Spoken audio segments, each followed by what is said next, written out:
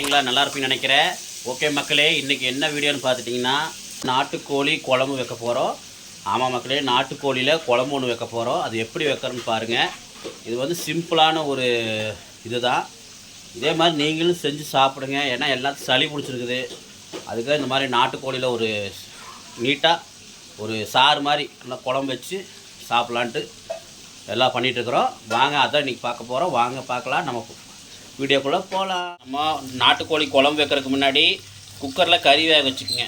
கறி வேக வைக்கிறதுக்கு ஒரு 50 கிராம் எண்ணெய் ஊற்றி இஞ்சி பூண்டு பேஸ்ட்டு போட்டு வணக்கி ஒரு டேபிள் ஸ்பூன் நம்ம மஞ்சத்தூள் போட்டு கல்லுப்பு வந்து தேவையான அளவு போட்டு நல்லா வணக்கி நம்ம குக்கரில் வந்து விசில் வந்து ஒரு 4 விசில் விட்டாச்சு. பாருங்கள், பிஞ்சு கறி தான்.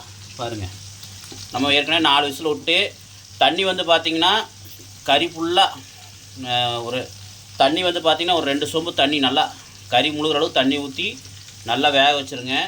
பாருங்கள், வேக வச்சு நம்ம ரெடியாக எடுத்து வச்சுருக்குறோம். நாட்டுக்கோழி ரெடியாக எடுத்து வச்சாச்சு, வெந்து ரெடியாக இருக்குது. இப்போ வந்து வாங்க நம்ம எப்படி அடுத்தது குழம்பு பண்ணலான்னு காட்டுறேன் பாருங்கள்.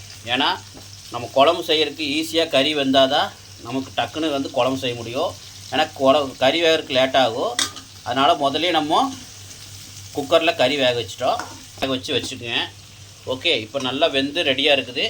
வாங்க நம்ம எப்படி நாட்டுக்கோழி குழம்பு செய்யறதுன்னு பார்க்கலாம்.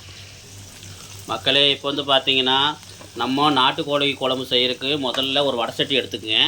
அதில் வந்து ஒரு லைட்டாக எண்ணெய் ஊற்றிங்க. ஒரு 3 ஸ்பூன் அளவுக்கு எண்ணெய் ஊற்றி அதில் ஒரு 1/4 கிலோ சின்ன வெங்காயம் போட்டிருக்குறோம். சின்ன வெங்காயம் போட்டு நல்லா ஒரு வணக்கிக்கிங்க. இப்போ இந்த வெங்காயம் வந்து நல்லா வணங்கணும். வணங்கினதுக்கப்புறம் நம்ம என்ன பண்ணணும்னா மக்களே, இப்போ வந்து பார்த்திங்கன்னா 1 டீஸ்பூன் மஞ்சத்தூள் போட்டுக்கலாம். இப்போ நம்ம மஞ்சத்தூள் வந்து போட்டாச்சு. பாருங்கள், மஞ்சத்தூள் போட்டதுக்கப்புறம் நல்ல ஒரு வணக்குங்க. இது வணங்கினதுக்கப்புறம் மற்றதெல்லாம் நம்ம போட்டுக்கலாம். மக்களே, இப்போ வந்து பார்த்திங்கன்னா நம்ம ஒரு நாட்டு தக்காளி ஒரு 3 தக்காளி போட்டுக்கலாம். நல்லா பொடியாக அரிஞ்சு போட்டுக்குங்க.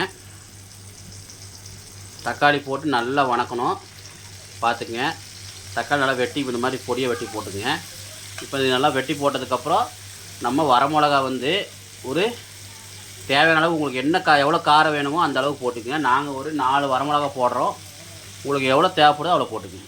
மக்களை, இப்போ வந்து பார்த்திங்கன்னா நான் பார்த்திங்கன்னா இப்போ ஒரு 4 வரமிளகா போட்டிருக்கிறேன். காம்போடே போடுங்க, பரவாயில்ல. போட்டு நல்லா வணங்கினதுக்கப்புறம் மற்றது என்ன போடுறதுன்னு உங்களுக்கு காட்டுறேன். இப்போ இது நல்லா வணக்கிக்குங்க. நல்லா வணங்கட்டும். மக்களே, இப்போ வந்து பார்த்திங்கன்னா சீரகம் ஒரு 2 ஸ்பூன் எடுத்து வச்சுருக்குறோம். மிளகு வந்து பார்த்திங்கன்னா ஒரு 1.5 ஸ்பூனுக்கு வச்சுருக்குறோம். இப்போ இதை வந்து நம்ம தாளிப்பில் போட்டுக்கலாம். அவ்வளோதான். இதை போட்டு நல்ல ஒரு வணக்கிங்க. பாருங்கள் மக்களே, எவ்வளோ கலர்ஃபுல்லாக இருக்குன்னு. இந்த மாதிரி நீங்களும் செஞ்சு சாப்பிடுங்க. நம்ம மிளகு வந்து நல்லா எவ்வளோ அளவு போடுறோமோ நல்லா இதிலே வந்து நம்மளுக்கு சளியெல்லாம் பிச்சுக்கிட்டு வந்துடும். வேணால் இன்னொரு 1/2 ஸ்பூன் கூட சேர்த்து போட்டுங்க. மிளகு வந்து நல்லா உங்களுக்கு வந்து இதாக உள்ள இருக்கிற சளியெல்லாம் பிச்சுக்கிட்டு வர்றதுக்கு நல்லது மிளகு. மக்களே, இப்போ வந்து பார்த்திங்கன்னா நான் மறுபடியும் ஒரு 1/2 ஸ்பூன் மிளகு போட்டிருக்கிறேன். மிளகு 2 ஸ்பூன் போடுங்க, தப்பில்லை. ஏன்னா மிளகு வந்து நம்ம கோழிக்கு வந்து ரொம்ப முக்கியமானது மிளகு தான். சளியெல்லாம் பிச்சுட்டு வர்றதுக்கு நம்மளுக்கு வந்து நல்லா டேஸ்ட் கொடுக்குறது இந்த மிளகு தான். நம்மளுக்கு நல்லா டேஸ்ட் கொடுக்குறது இந்த மிளகு தான். அதனால் மிளகு வந்து 2 ஸ்பூன் போட்டுக்குங்க. நாங்கள் 2 ஸ்பூன் போட்டிருக்கிறோம். நீங்கள் வந்து தேவையான அளவு போட்டுக்குங்க. உங்களுக்கு எவ்வளோ தேவையோ அவ்வளோ போட்டுக்குங்க. இப்போ நம்ம கல்லுப்பு வந்து தேவையான அளவு கல்லுப்பு போட்டுக்குங்க வணங்குறதுக்கு. பாருங்கள், நல்லா இப்போ வந்து கல்லுப்பு போட்டாச்சு. கல்லுப்பு போட்டு ஒரு நல்லா ஒரு வணக்கிங்க. மக்களே, இப்போ வந்து பார்த்திங்கன்னா நல்லா பார்த்துக்குங்க. நல்லா சின்ன வெங்காயம், மிளகு, அந்த வரமிளகா நல்லா வணங்கிருச்சு. தக்காளிலாம் இப்போ வந்து பார்த்திங்கன்னா நம்ம ஒரு 1/2 மூடி தேங்காய் வந்து போட்டு நல்லா ஒரு வணக்கிங்க. இதிலே தேங்காய் போட்டு நல்லா ஒரு வணக்கிங்க. பாருங்கள் மக்களே, உங்களுக்கு சூப்பரான இன்றைக்கி ஒரு நாட்டுக்கோழி குழம்பு ரெடி. நாட்டுக்கோழி குழம்பாக வச்சுக்கோங்க, இல்லை சாராக வச்சுக்கலாம். இந்த மாதிரி செஞ்சு கொடுத்துட்டிங்கன்னா சளியில் பிச்சுக்கிட்டு வரலைன்னா அப்புறம் என்னை கேளுங்க. அதுக்காக எங்கள் வீட்டுக்கு வந்து நின்றுட்டு கேட்கக்கூடாது. நான் வந்து உங்களுக்கு ஒரு சொல்கிறேன் இந்த மாதிரின்னு. எங்களுக்கு வந்து சளியில் பிச்சுக்கிட்டு போயிடுச்சு. அதுக்காக தான் நான் உங்களுக்கு சொல்கிறேன். ஓகே, எங்கள் அம்மா செய்கிற குழம்பு அவ்வளோ நல்லாயிருக்கும். நீங்களும் ட்ரை பண்ணி பாருங்கள்.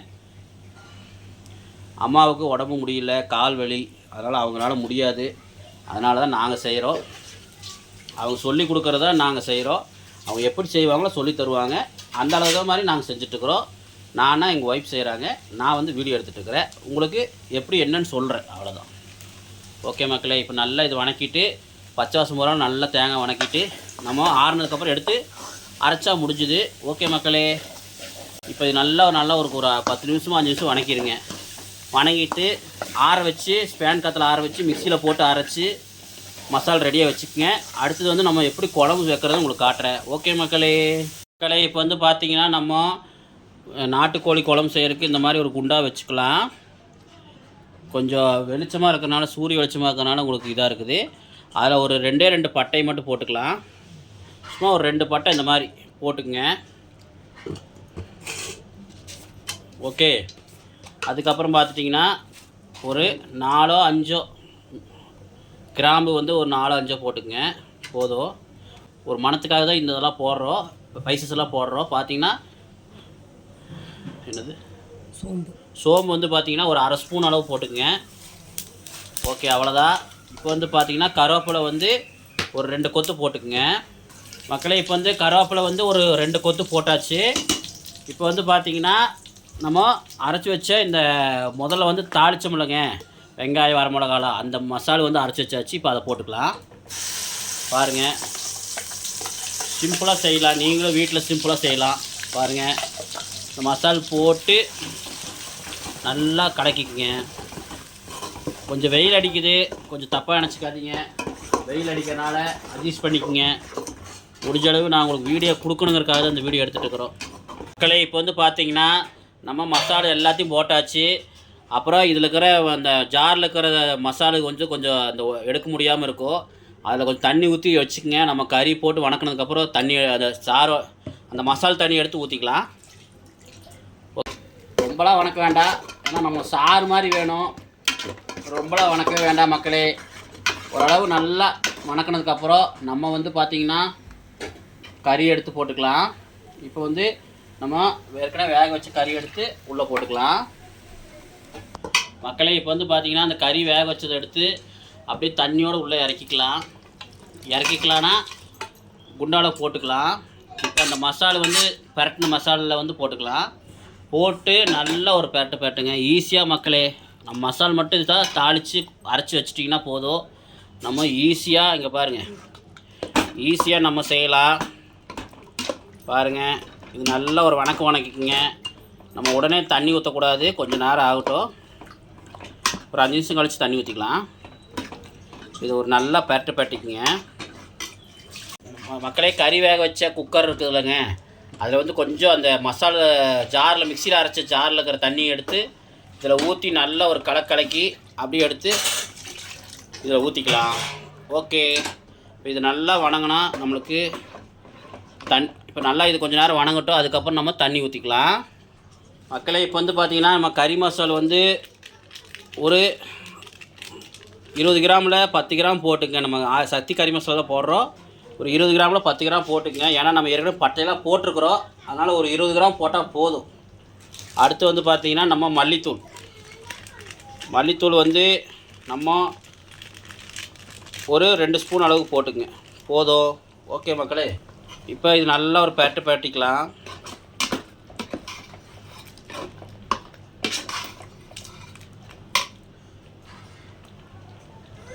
மக்களே, இப்போ வந்து பார்த்திங்கன்னா நம்ம சிக்கன் மசாலா, சக்தி சிக்கன் மசாலா தான் போடுறோம். அது வந்து நம்ம ஒரு 1.5 ஸ்பூனுக்கு அளவு போட்டுக்குங்க, போதும். ஒரு 1.5 ஸ்பூன் போட்டால் போதும். ஏன்னா நம்ம ஏற்கனவே மிளகுலாம் போட்டிருக்கிறோம், எச்சா காரமாயிரும். போதும் மக்களே. இப்போ இது நல்லா பெரட்டிடலாம். பாருங்கள், இப்போ வந்து பார்த்திங்கன்னா இது நல்லா ஒரு பெரட்டிக்கலாம்.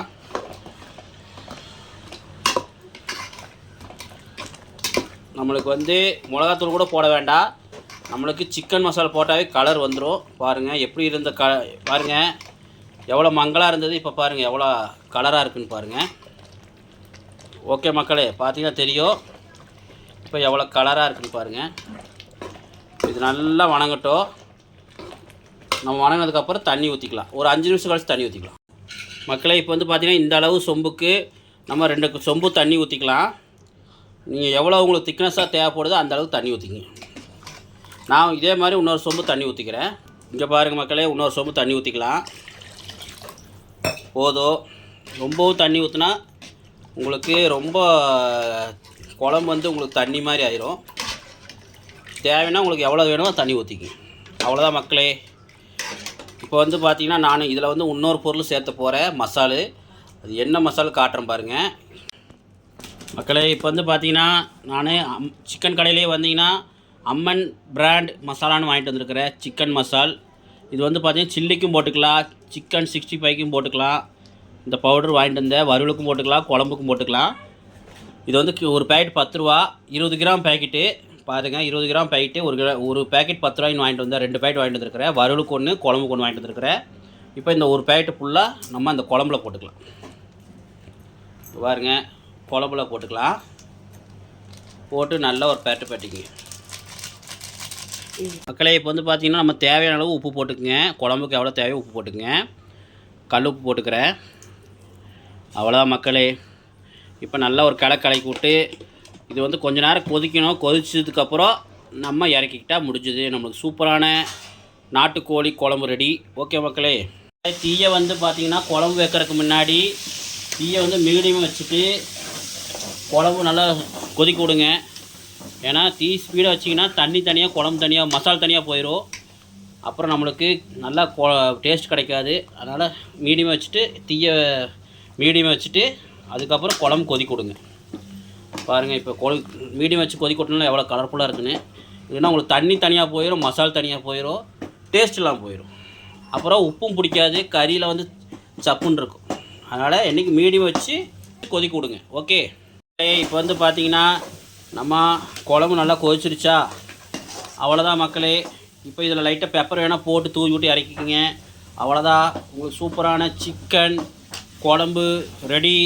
சிக்கன் குழம்பு வச்சுக்கலாம், சிக்கன் சாறுன்னு வச்சுக்கலாம். சூப்பரான சிக்கன் குழம்பு ரெடி. குழம்பு நம்மளுக்கு ரெடி. குழம்பு எடுத்தாச்சு. வாங்க நான் சாப்பிடும்போது காட்டுறேன். ஓகே. கோழி குழம்பு கொஞ்சம் நல்லா ஊற்றிக்கலாம். பாருங்கள், நல்லா ஊற்றி நல்லா சாறு மாதிரி ஊற்றி சுடு சாப்பாட்டில் ஊற்றி அப்படியே அடித்தா அருமையாக இருக்கும். அந்த கடையில் வாங்கிட்டு அந்த அம்மன் மசாலாவை வந்து போட்டதுக்கு நல்லா டேஸ்ட்டாக இருக்குது மக்களே. நல்லா இருக்குது, பரவாயில்ல. மசாலு சில மசாலா நல்லா இருக்காது, ஆனால் இந்த மசாலா பரவாயில்ல. வாங்க சாப்பிட்டு பார்க்கலாம் எப்படி இருக்குன்னு. அது கூட நம்ம வறுத்த சிக்கன் கிரேவி இருக்குது, கொஞ்சம் பிச்சு வச்சு சாப்பிட்டு பார்க்கலாம். வாங்க. செமையாக இருக்குது மக்களே. நாங்கள் நினச்சதோட பயங்கரமாக இருக்குது. கடைசியாக நாங்கள் பெப்பர் தூவி விட்டுட்டோம். நீங்களும் பெப்பர் தூவி சாப்பிடுங்க. இன்னும் நல்லா சளியில் பிடிச்சோன்னா ஜம்முன்னு இறங்கிடும். குழந்தைங்களுக்குலாம் ஜம்முன்னு இருக்கும். இந்த மாதிரி டெய்லி செஞ்சு சாப்பிட்டு கமெண்ட்டில் சொல்லுங்கள். இந்த வீடியோ பிடிச்சதை லைக் பண்ணுங்கள், ஷேர் பண்ணுங்கள், கமெண்ட் பண்ணுங்கள். பாய் மக்களே.